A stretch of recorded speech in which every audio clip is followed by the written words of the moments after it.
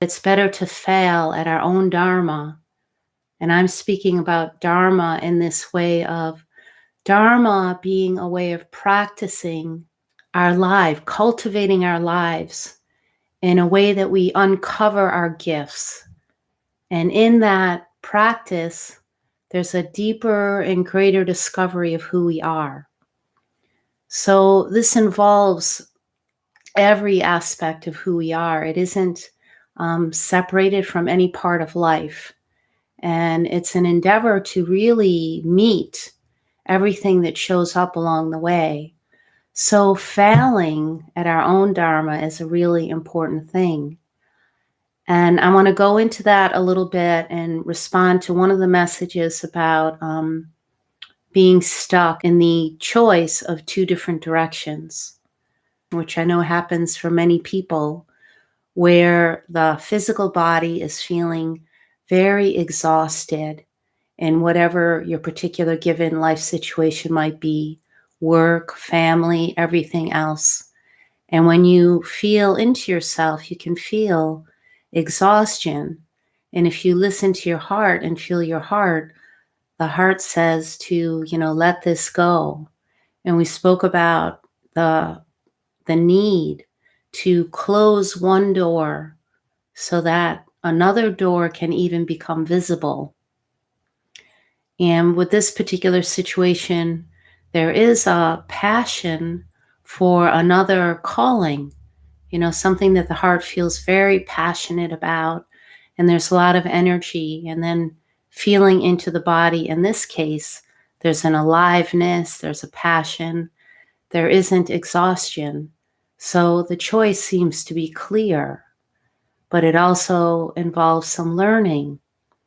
So what I want to say is that when we sit in this sense of doubt or feeling stuck, and, there's two roads that we can take, it's important not to dally, not to linger for too long, because what can happen is all of our human strategies will come into place, and we can kind of sit there in this sense of doubt and exhaustion and needing to pay the bills and all of these things.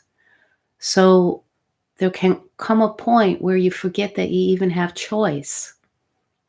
So we need to exercise whatever choice it is we have. And in many cases, it can feel like a great leap of faith, to move forward and to not know exactly the impact of that. And to remember that way clears way, way gives way to way, and to move forward on purpose. So, and as soon as you do that, as soon as you close one door and another door opens, then other possibilities and other energies come into place that we wouldn't expect. And this allows us to focus our direction. It gives it direction, it brings more energy, and you can start to feel a momentum. And especially if that listening in the body and in the heart, there's a yes, and your passion is enlivened. So the encouragement is to follow it and not sit in the middle for too long, and to become accustomed to a way that doesn't feel satisfying, and then to come to a place of forgetting that you have choice. So that's that. And, then this week, what I want to really explore is this deep feelings that are being triggered for so many people right now during this pandemic. And often when really strong feelings are activated, at first glance, we may not notice this, because what happens is that we want to move away. We want to run from these feelings, and whether it be some form of addiction, some perhaps a spiritual bypass, or some other way of shutting down. And what happens is we start to guard ourselves in the heart, and we start to lose access to actually the feelings. And you can feel that you start to really move into the head, into a space of blame, judgment, self critique. And this whirlwind of trance can take over, and we can become unconscious that we're even in that.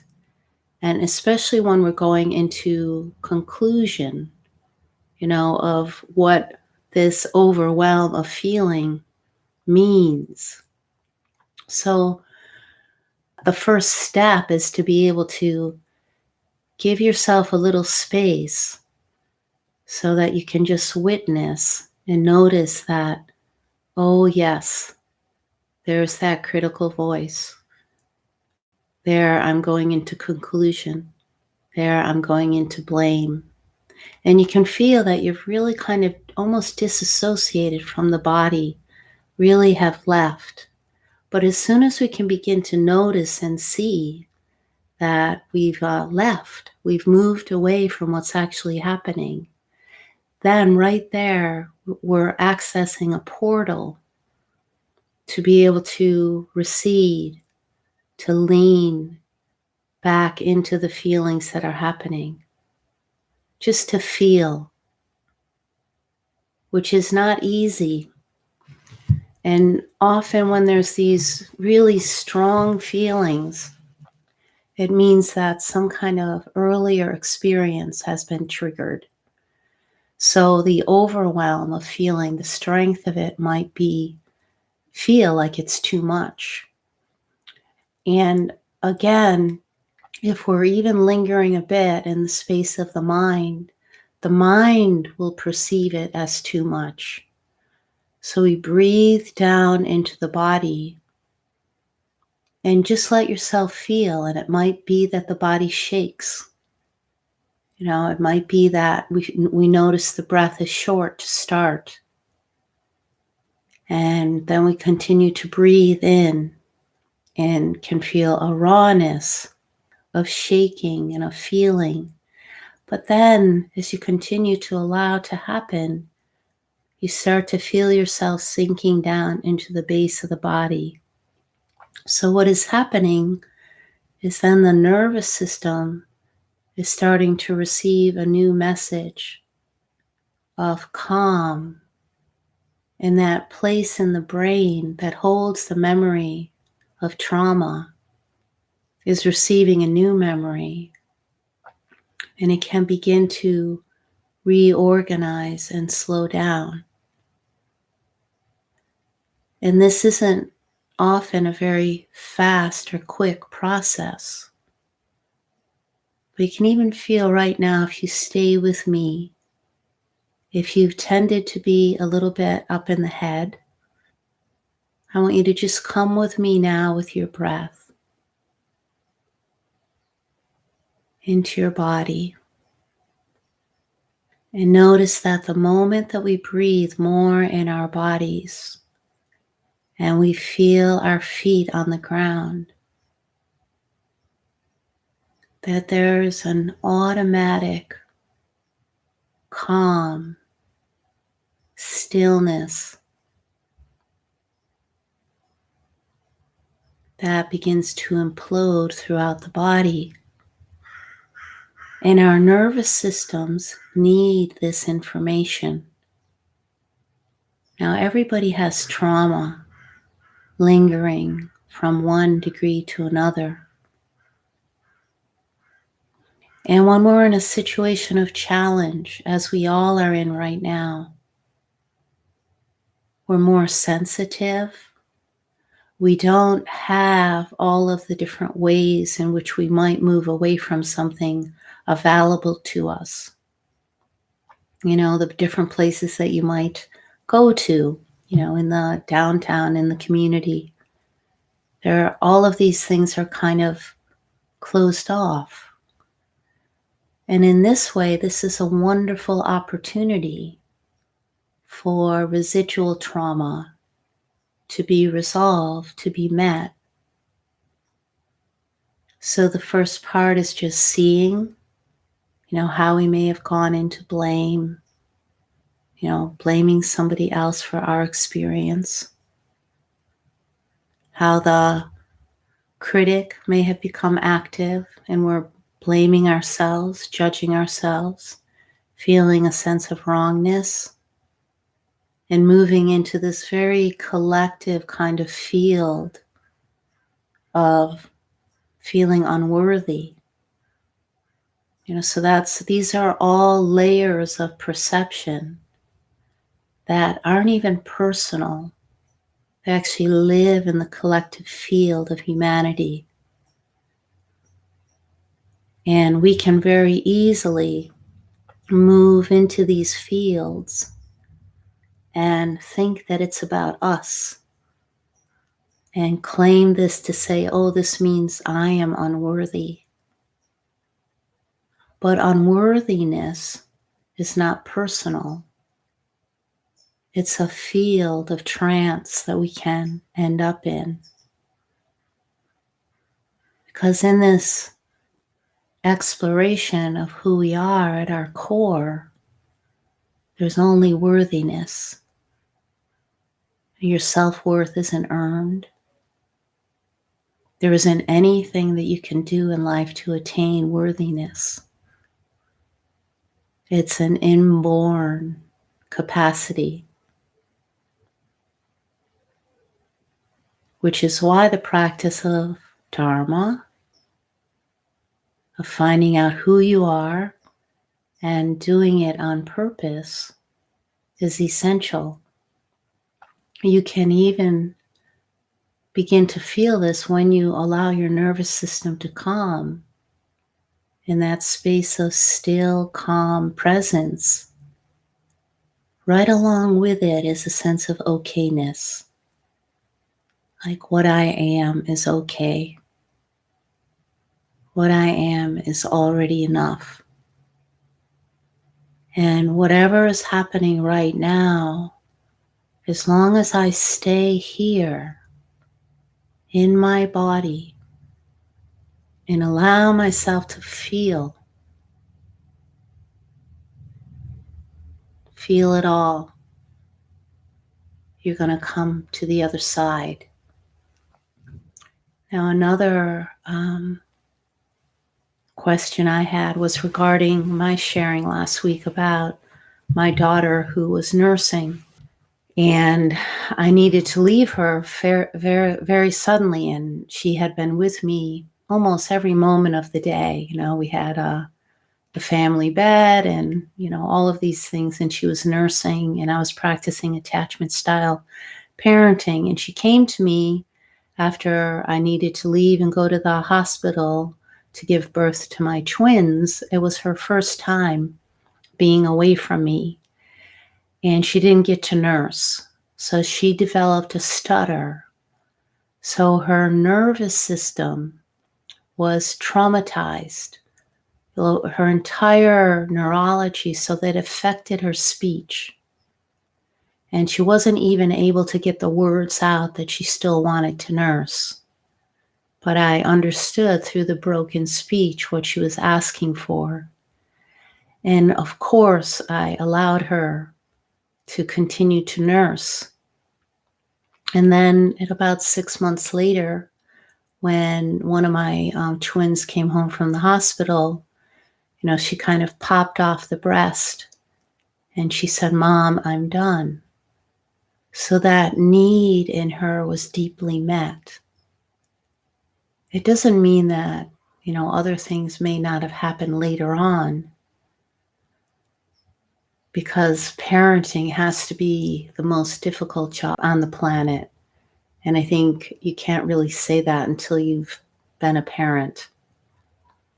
But I received one email from a man who was very touched by the sharing of that story. And later in his life, his mother had shared to him that she decided at a certain time that she needed to stop nursing him because it was hurting her. And he didn't feel complete in that. Now, as a baby, he had an imprint of something not completing itself, like a missed experience, or somewhere in his psychic, a very painful memory that lived in him as a message. And I know this person, and he's been doing great deep work. But what he realized in listening to last week's video is that how this shows up in intimate relationships. Like there'll be a certain degree of intimacy and closeness, and then something in him will just stop and say, that's enough. And so over the years, he's been able to just see this, and now very clearly, that that's a memory in his psyche, in his psychology, that doesn't allow him to go fully in into a place of satisfaction to have his needs met. So now, in this awareness of noticing that part in himself, he was able to be with it for as long as he needs to be with it to see that, and now be able to stay in the relationship and say yes to deeper intimacy, to closeness, to yes, I deserve to feel satisfied. Now, I want to speak to another side of that, and that is the mother, because his mother shared this with him. But my imagination in this as a mother is that on that end too, she probably feels some responsibility for that, and maybe a sense of that she did something wrong.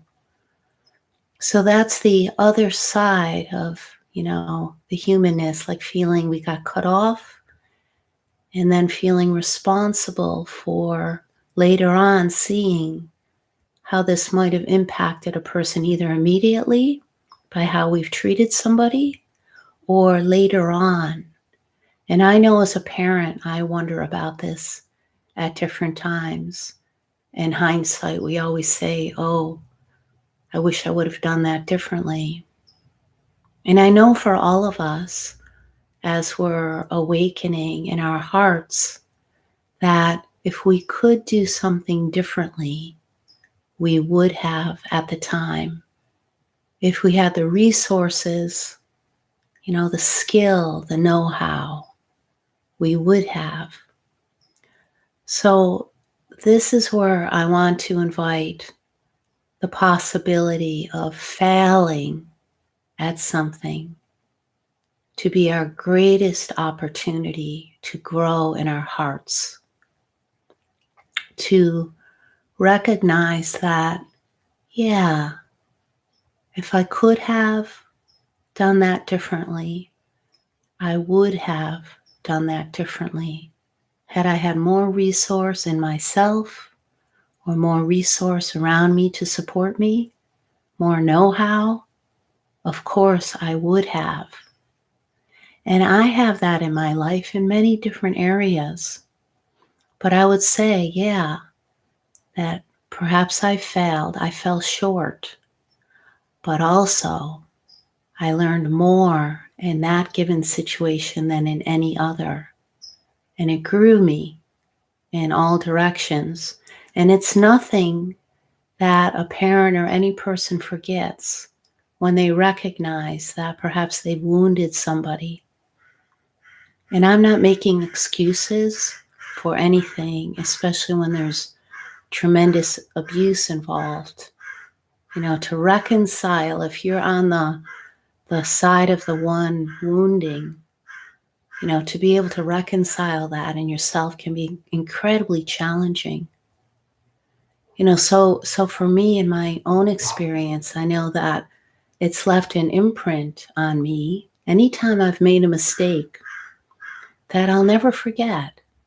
And, I don't even want to forget that, because that's where that little voice or whatever that is that activates some juice in my heart to do it differently. to give myself more fully, to access whatever resources are available to me right now, and not to fall into a old pattern that may have become familiar for an extended period of time because it's all that we knew at the time.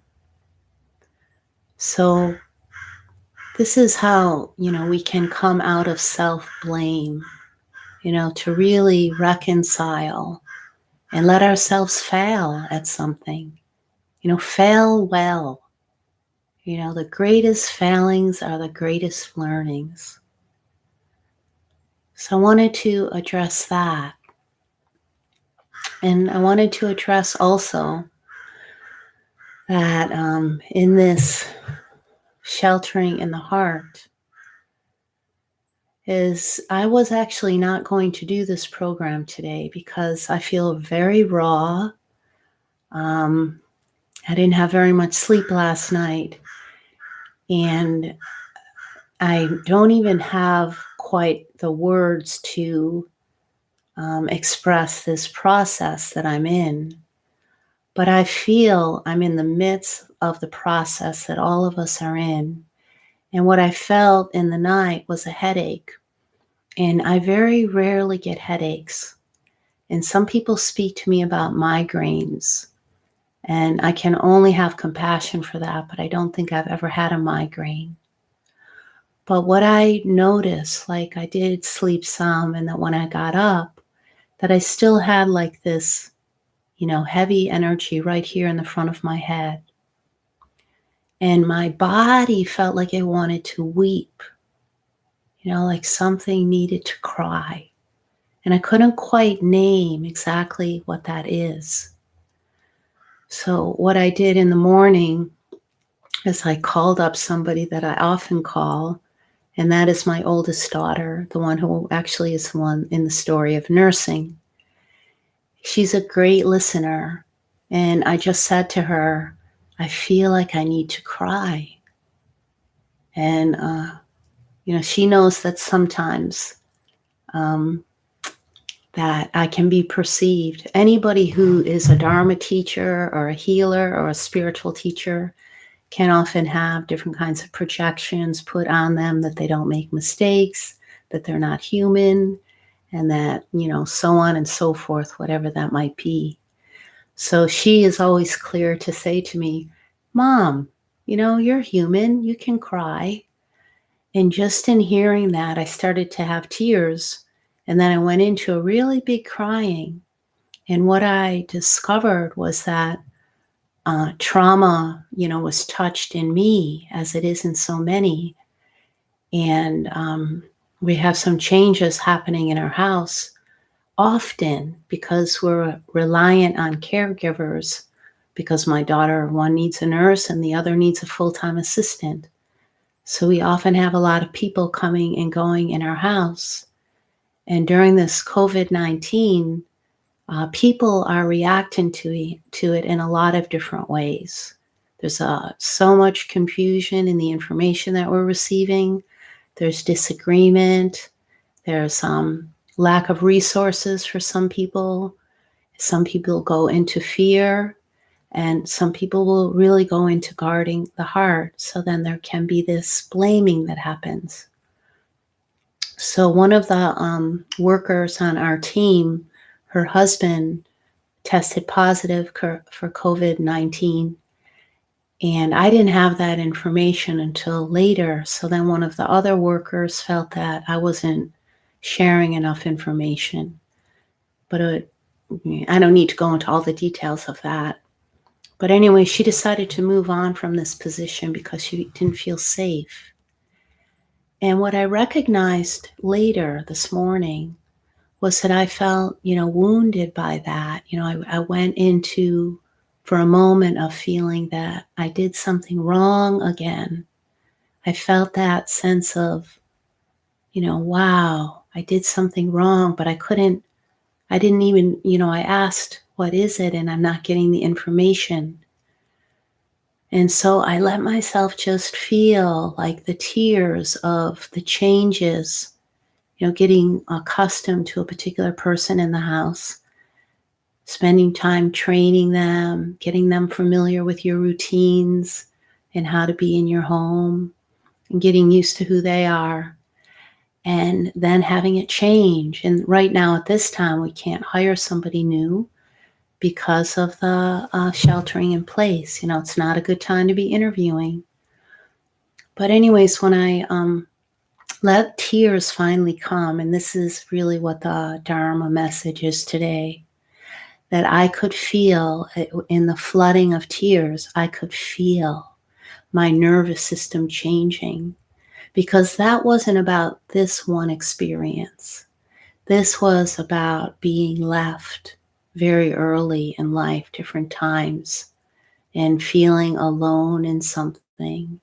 And so it wasn't just this one situation, but it was going back and going back. So it's like another layer of the onion peeling.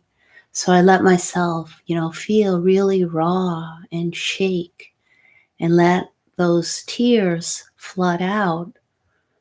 And at the end of it, and if you allow this to happen for yourself, you can feel that you anchor through the base of your body.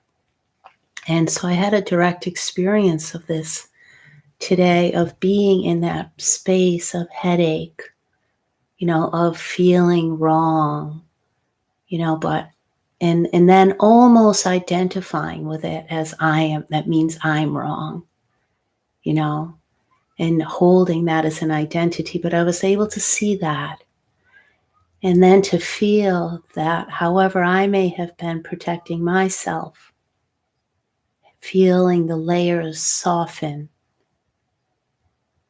and feeling a rush of energy go down my legs, right down to my feet, and ground in the body. And still I feel that sense of rawness, but I also feel cleansed, like a burden has been lifted. Yeah. So that's how it is for us right now, and you can know that when something feels super strong emotionally, that it's touching into an early memory, or maybe many memories, of whatever that dominating sense is, whether it's I've done something wrong, or everybody always leaves me, or, whatever it is, I'm unworthy, I'm a bad person, so it kind of can get to any lingering uh, root in a core belief, as well as how the brain is organized around a particular traumatic experience. So both are happening. And this is why in the current research, and more recently and very strongly currently, we're finding the direct connection between the heart, the brain, and the body.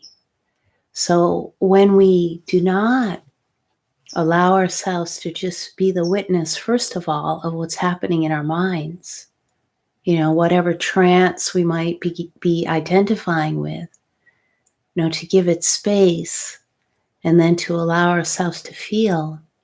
When we don't let that happen, it can be locked in the body. And later, that's what shows up as illness, can show up in a lot of different ways. And this, for many of us, is what prevents us from accessing our gifts. They're kind of the treasures, that are buried beneath these ways that we may have learned to guard and protect and suppress and tuck away and just get busy and move on, check out and go into whatever activity it is, so that we don't feel. Yeah, and then we are very distant, from our gifts, and we may be in a profession or an occupation that doesn't feel juicy or alive or connected to a passion that we perhaps haven't even discovered yet, our gift. So these opportunities to peel away the different layers, to let life be any time that we're triggered or we feel ourselves going into protection, to let this be an opportunity for another layer to peel off. And who knows, maybe many layers will come off at the same time. As you breathe down into the body and give way to whatever feelings want to happen.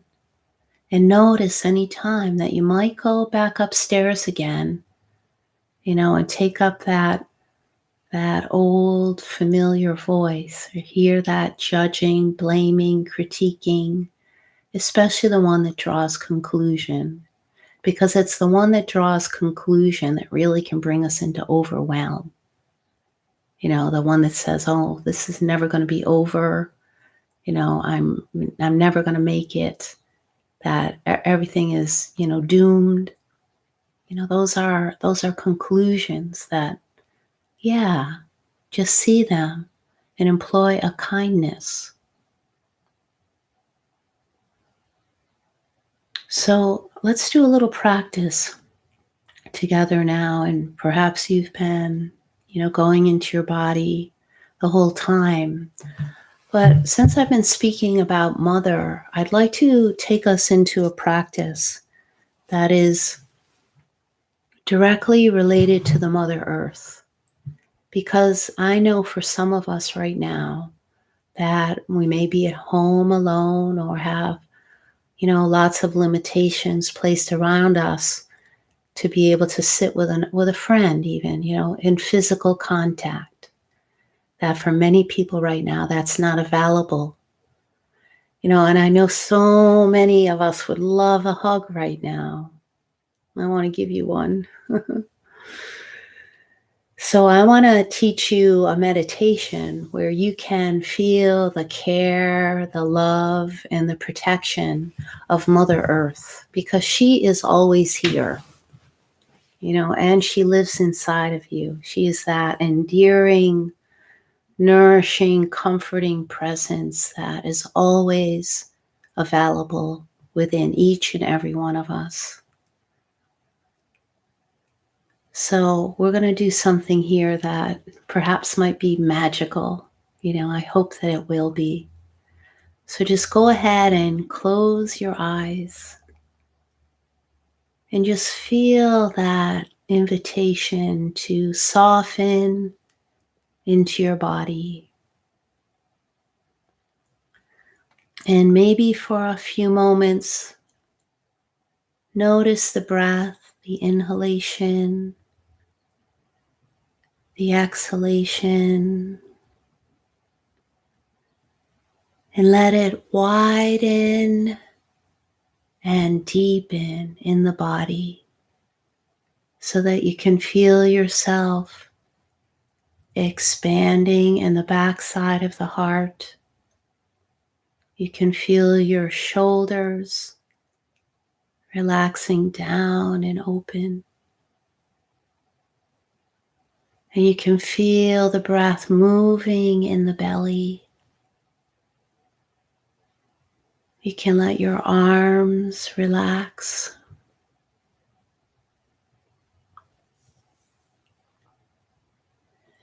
And as the breath continues to flow,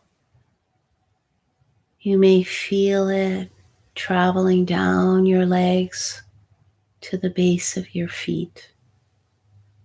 And maybe you're already sitting on the floor and have greater contact with the earth. It doesn't matter. But what I want you to feel is the base of your body in direct contact to the warm earth beneath you. Like as if Mother Earth is a soft, comfortable, cozy, warm bed of earth there to hold you.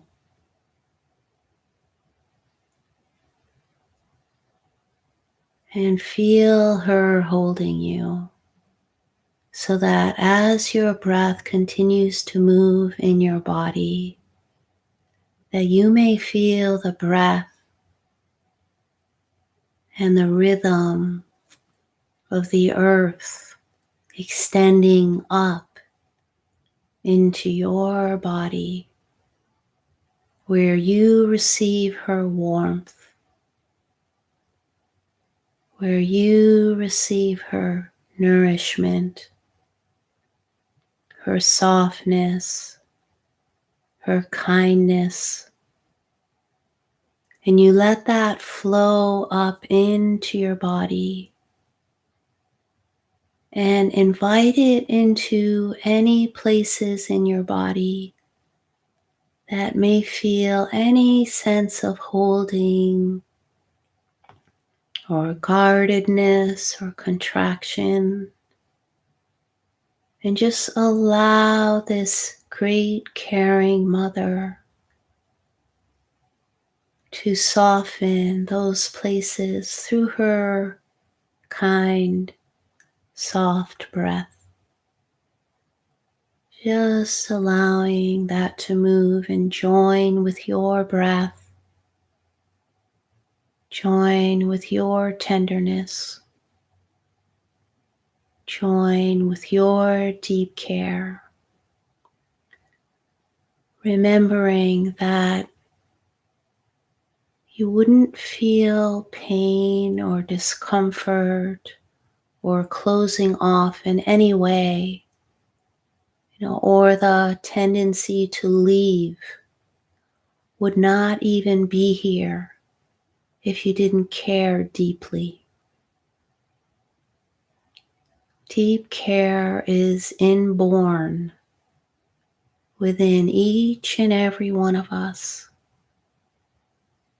and it can get covered over, with layers of wounding or protection or misunderstanding. But it's here and it is your essential gift. This is the gift that you were born with here. And it's like a treasure chest with many dimensions here, waiting for you to discover all that you, because the gift is you, all that you have to offer, all that is being called forth from you. So listen here as you feel the soft caress and kindness of a nourishing mother. Let her go into any of those places that feel afraid, that kind of shrink back. Let her touch that place in you if it's there. Let her bring comfort and holding and understanding.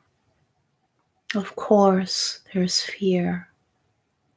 Here we are at a place that we have never been at before.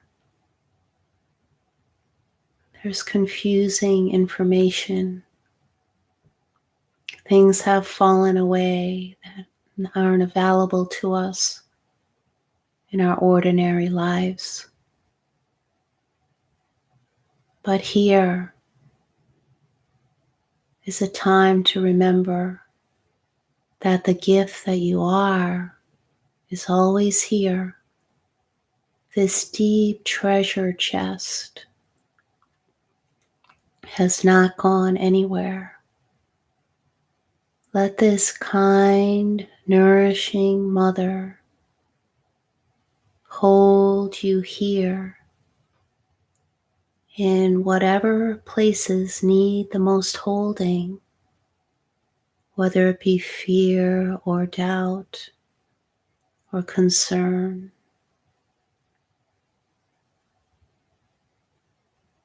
Let her caress those places. You might even feel her just gently bringing her hand down your arm. Just as a nourishing mother, maybe she squeezes a little bit, a little tender squeeze, maybe on your shoulders. Feel her comfort, her care. And bring your hands up to the top of your head. Let these be her hands, the hands of the Mother Earth, here for you in this time where you may feel distant from others or isolated in any way. Feel her with you. Feel her giving you comfort.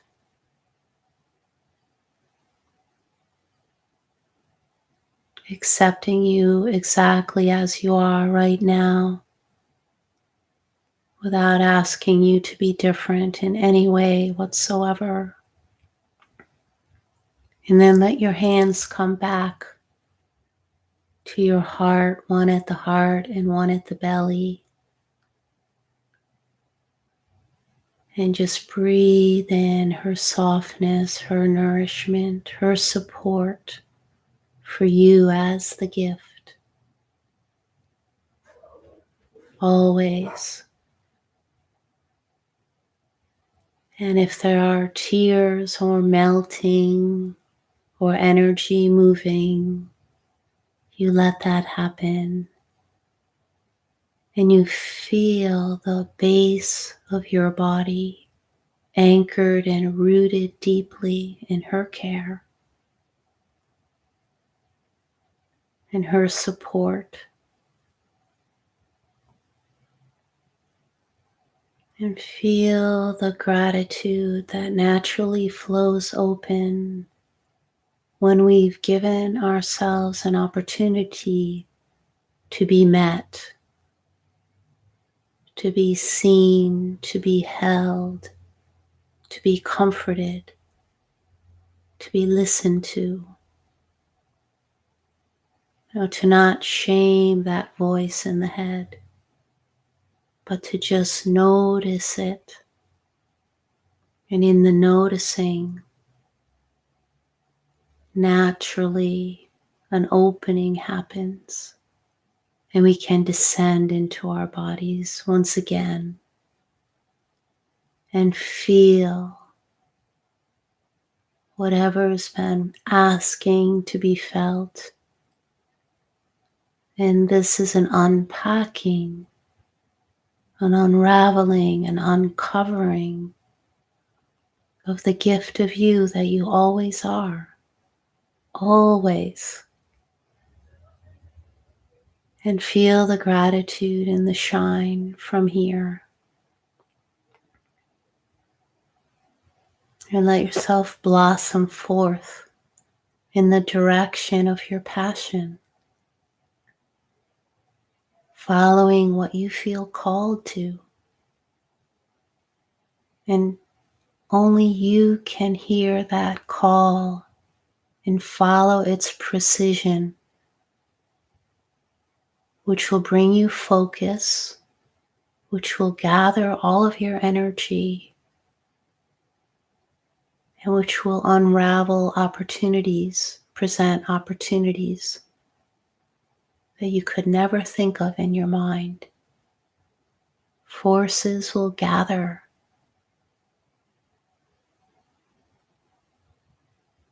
This is the time that we have now to be with ourselves fully, to shelter in the heart, and not just our heart as individual, but the heart of the earth, the heart of the mother that holds us all in such deep care.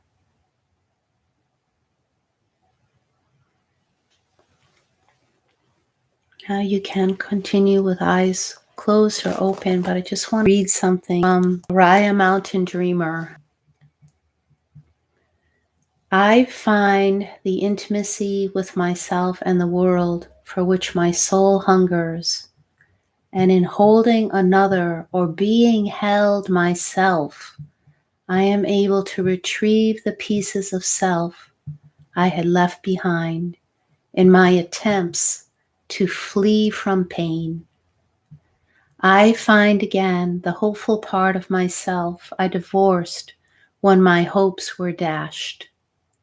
I find the woman who longs for a man, the woman I left behind when the loneliness seemed unbearable. I find again the part of myself that loves the earth as a sacred sister, the part I sometimes try to leave behind when I fear that the pain of watching her devastation at the hands of my people will be too much. When we learn to be with our pain, we retrieve the parts of ourselves we have attempted to leave behind, and we are able once again to love these parts of ourselves. We find our wholeness and leave behind the impossible idea of perfection that keeps us from the wisdom we need to live fully and compassionately with our humanness and the world. So thank you. Namaste. Continue to shelter in the heart.